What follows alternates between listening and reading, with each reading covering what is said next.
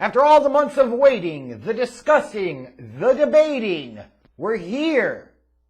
It counts now. Yeah. The wins and losses matter, and all the other bullshit kind of walks. And we're here. Week 1 of the 2021 NFL season.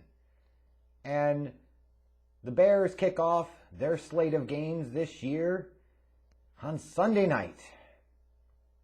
There's a couple of FUs to get to before we take a look at this Bears versus Rams matchup. Number 1, FU to Matt Nagy for starting the clearly inferior quarterback. FU to him for being stubbornly stupid. FU to him for making this game a whole hell of a lot less interesting than it could have been. Imagine the excitement and buzz around two major market teams facing off in prime time on Sunday night, both of them featuring new quarterbacks, but in this case, one of them is a guy that's been a franchise guy for over a decade in Matthew Stafford, and the other one is the guy that Chicago hopes and prays and wishes and wants to believe in, that he could finally be the answer at the quarterback position this organization hasn't said since the fucking T formation days on the Sid Luckman in the 40s. So F you, Matt Nagy, for depriving us of that. And also, this is especially true after watching that great game Thursday night between the Cowboys and the Buccaneers. Like, that's the type of primetime matchup you want to see. F you to NBC for putting this game in primetime again. How many years in a row do we need to watch these two same damn teams stink up the joint and bore the brakes off of us in prime time? I understand why you do it. They're teams from two of the three biggest markets in the country, Los Angeles being the second biggest, Chicago being the third biggest, the Bears being one of those traditional NFL big power franchises with a large fan base. Look, I get all of that. But damn, at some point in time, enough is enough. And it's time for a change. So for the fourth year in a row, whether it be on Sunday night or Monday night, this time again we come back to Sunday night, it's the Chicago Bears taking on the Los Angeles Rams in LA. On Sunday night, prime time. Oh boy.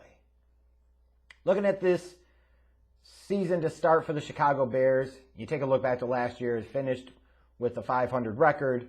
They were second in the NFC North. But it didn't matter because it still was enough to backdoor them into that expanded 7th playoff spot, which of course they went on to go down to New Orleans in the wild card round and look stupid in front of the world and lose to the New Orleans Saints handily.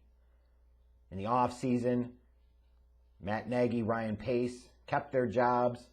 Mitchell Trubisky did not. He was allowed to leave via free agency and go sign to be Josh Allen's backup in Buffalo. Meanwhile, the Chicago Bears signed Andy Dalton and went up and made a move in the draft to go up and get Justin Fields. Try and get a guy that could be different than Trubisky. Try to be a guy that can actually be the dude. Get a guy with some elite physical talent. So, of course, the Bears instead said, hey, we'll waive Kyle Fuller so that way we have enough money to be able to pay for Andy Dalton. So we'll start Andy Dalton like dumb dicks. Defensively, you look and you say Chuck Pagano, retired. Former safeties coach, basically skipping a level to get the defensive coordinator role in Sean Desai. He's going to be taking over. This defense figures to be more aggressive, but aggressive doesn't automatically mean better. And then offensively, you've got some weapons there. Allen Robinson, emerging second-year wide receiver Darnell Mooney. Last year's second-round pick Cole Kmet at tight end. David Montgomery, maybe a little underrated in terms of a running back.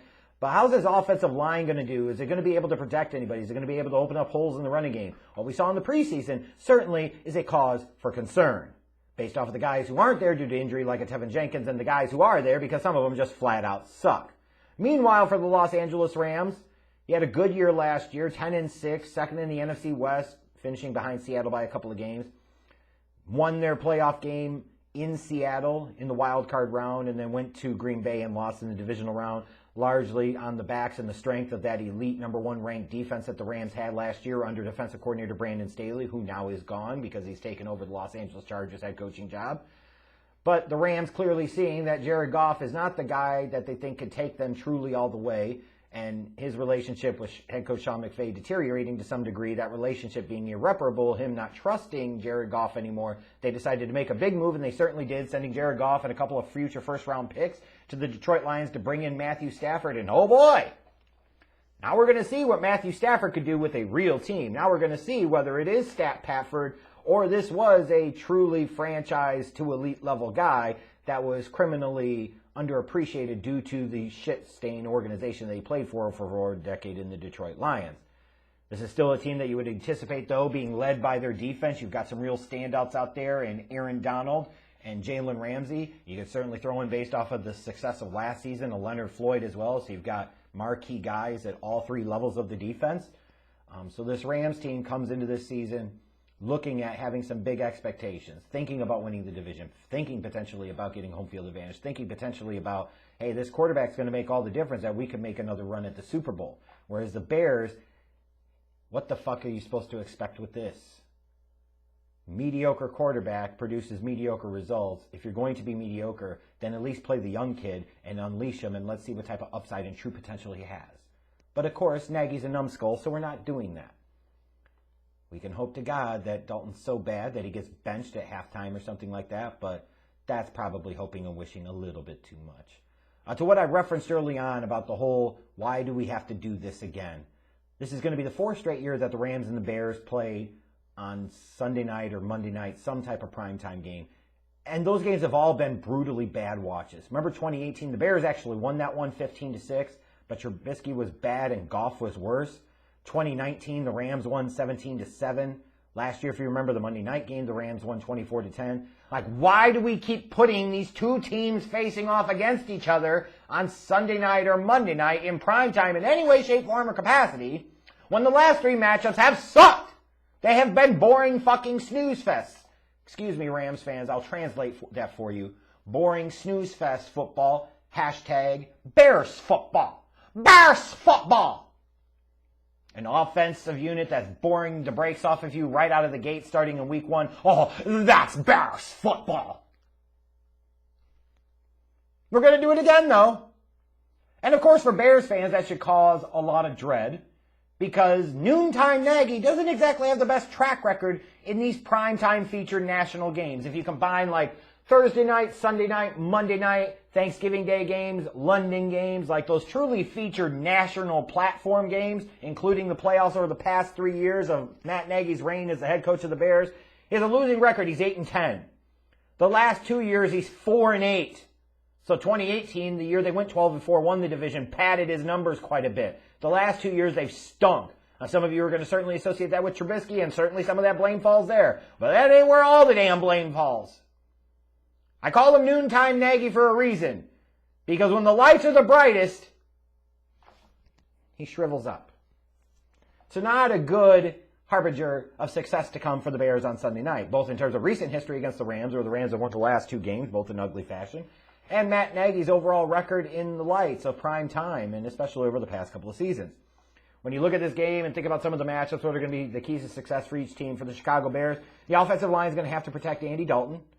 Since Matt Nagy's a numbskull and he wants to insist on starting the Red Rocket instead of starting the vastly superior, talented quarterback in Justin Fields, you have a guy in Dalton who can't really move that much, certainly not as well as Justin Fields, and you need a guy that can probably move behind that crappy offensive line that's going to give up some pressure.